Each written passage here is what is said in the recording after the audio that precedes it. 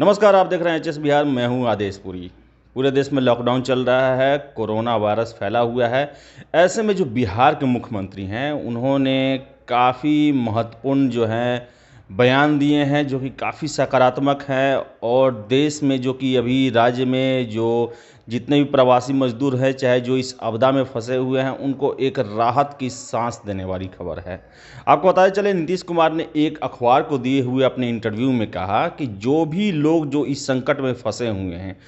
उनका राहत और पुनर्वास जो है उनकी सबसे बड़ी प्राथमिकता है। उन्होंने ये भी कहा कि बिहार भले ही गरीब राज्य हो सकता है, लेकिन अपनी गरीबी में भी वो उन लोगों को मदद करने से पीछे नहीं हटेगा जो अभी इस संकट से जूझ रहे हैं। उनसे प्रश्न किया गया कि कितनी संख्या में लोग जो है बिहार के जो प्रवासी मजदूर हैं, जो कि दूसरे राज्यों में फंसे हुए हैं। इसका जवाब देते हुए नीतीश कुमार ने कहा कि इसका तो आंकड़ा नहीं है, लेकिन बिहार फाउंडेशन के माध्यम से जो भी बाहर में बिहार के प्रवासी मजदूर जो फंसे हुए हैं, उनको राशन, भोजन और जो भी ज़रूरी उनकी जो आवश्यकताएं हैं, उनकी पूर्ति की जा रही है। आपको बताते चले कि नीतीश कुमार ने कहा कि 250 करोड़ रुपए का एक मुख्यमंत्री राहत फंड जो है उसे घोषित किया गया और उसके लिए आवेदन मांगेंगे, जिसके लिए 25 लाख आवेदन आए और उसमें से 16 लाख लोगों के खातों में 1-1 हज़ार रुपये दे दिया गया है। और बाकी जो बचे लोग हैं उनके खातों में भेजने की प्रक्रिया जो है जारी है। नीतीश कुमार ने कहा कि पल्स पोलियो अभियान की तरह लगभग 4 करोड़ लोगों का डोर टू डोर जो स्क्रीनिंग कराया जा चुका है। इसके साथ ही साथ उन्होंने प्रवासी मजदूरों को लेकर कहा कि जो भी प्रवासी मजदूर जो कि बिहार से बाहर हैं, अन्य राज्यों में फैले हुए हैं, उनका जब लॉकडाउन जब ख़त्म हो तो तब उन्हें अपने राज्य में आने की अनुमति दी जाए और आने से पहले उनकी पूरी तरह स्क्रीनिंग कराई जाए, ताकि किसी भी तरह का संक्रमण जो है वो राज्य में ना पहुंचे। उन्होंने बताया कि लगभग अभी बिहार में जो हैं लगभग 350 के आसपास जो हैं मामले हैं और बहुत बड़ी संख्या में यहाँ पर जो बिहार के जो कोरोना प्रभावित लोग थे संक्रमण से, उनमें बहुत लोगों को अस्पताल से छुट्टी भी दे दी गई है, क्योंकि वो पूरी तरह से ठीक हो गए हैं। उन्होंने बताया कि लगभग 90 जो हैं मुंगेर में पॉजिटिव मामले हैं और 30 जो हैं वो सिवान में हैं, 38 पटना में और 34 नालंदा में हैं। इसके साथ ही साथ उन्होंने बताया कि राज्य सरकार जो है इन पर्याप्त मात्रा में हॉस्पिटल की व्यवस्था की हुई है,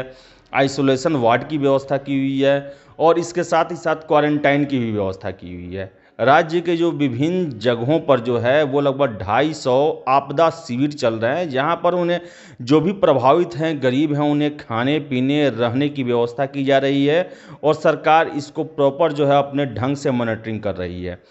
वहीं उन्होंने प्रवासी मजदूरों, चाहे जो भी परेशान है बिहार में, जो मुसीबत में हैं, संकट में हैं, उनके लिए एक हेल्पलाइन नंबर जारी किया है और ये 24 घंटे ये हेल्पलाइन नंबर जो है ये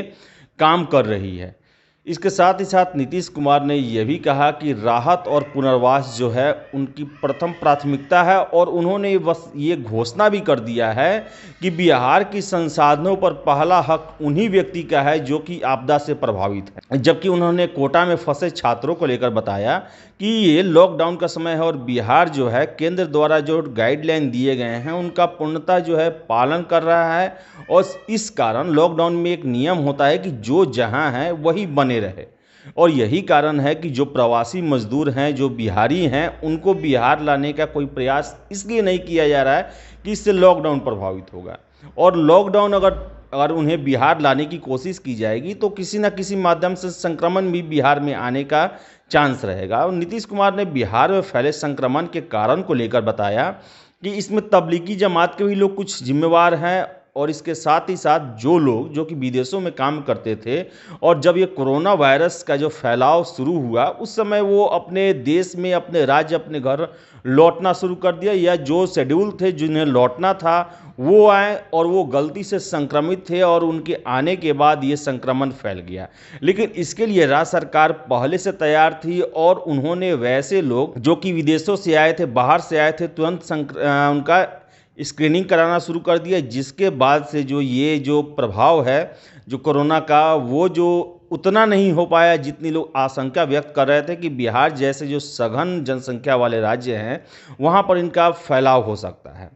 तो ये नीतीश कुमार का ये बयान जो है ये काफ़ी सकारात्मक है और एक नई ऊर्जा देने वाली है, जो कि बिहार में जो भी इस आपदा से फंसे हुए हैं। और वैसे लोग उन्होंने कहा कि लॉकडाउन जो है ये ही एकमात्र इसका उपाय है कोरोना वायरस से निपटने का, तो इसे सख्ती से पालन किया जाना चाहिए। आपको बताते चले कि नीतीश कुमार ने कहा कि लगभग बिहार के 25 जिलों में जो है ये कोरोना वायरस फैल चुका है, लेकिन स्थिति अभी नियंत्रण में है। पर्याप्त मात्रा में यहाँ दवाइयाँ, उससे रिलेटेड हॉस्पिटल हैं, डॉक्टर हैं, क्वारंटाइन सेंटर है, आइसोलेशन वार्ड बनाए गए हैं। राज्य जो है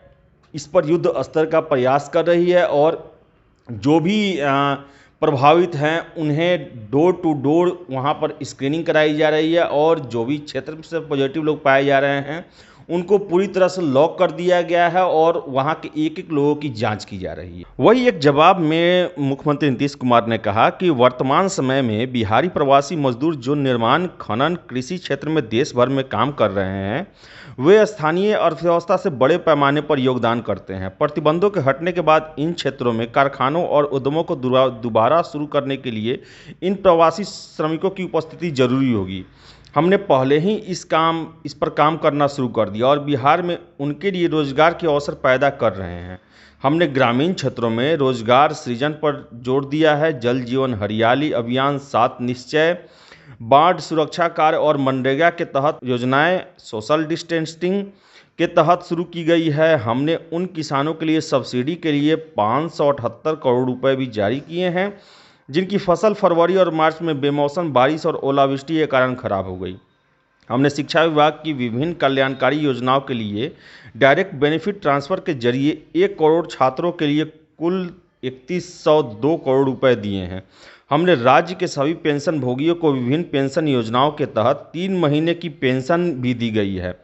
तो ये नीतीश कुमार का कहना है कि राज्य सरकार जो है ये पूरी तरह से मुस्तैद है और जो लॉकडाउन के जो नियम है, ये आपदा जो आई हुई है, इस पर पूरी तरह से बिहार खरा उतरने की कोशिश कर रहा है। और आपको बताते चले कि अभी एक सर्वे हुआ था जिसमें ये बताया गया है कि कोरोना महामारी से लड़ने में जो बिहार का जो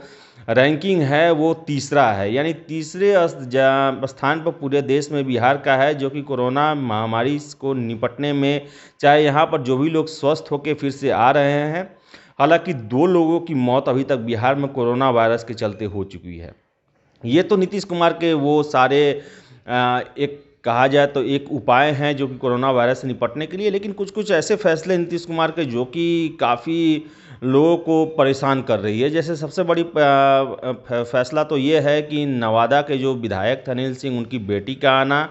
और फिर से मुजफ्फरपुर के पूर्व पार्षद के अपने बच्चों को कोटा से लाना, और जब इस पर कार्रवाई की मांग की गई तो उनके ड्राइवर और बॉडीगार्ड को निलंबित किया गया और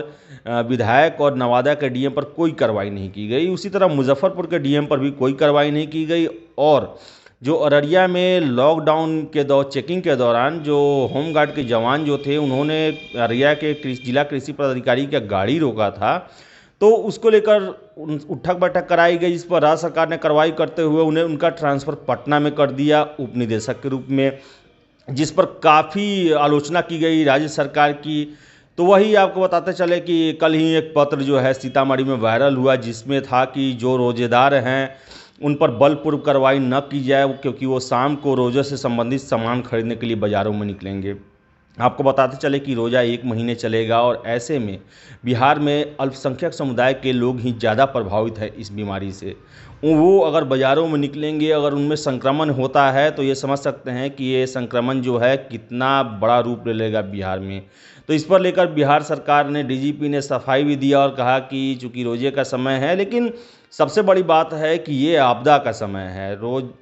जो पूजा है, जो रोज़ा है या रामनवमी है, ये हर एक साल होते रहते हैं, लेकिन ये आपदाएं हमेशा नहीं है। इसमें बहुत ज़्यादा मात्रा में लोगों के प्रभावित होने के चांसेस हैं।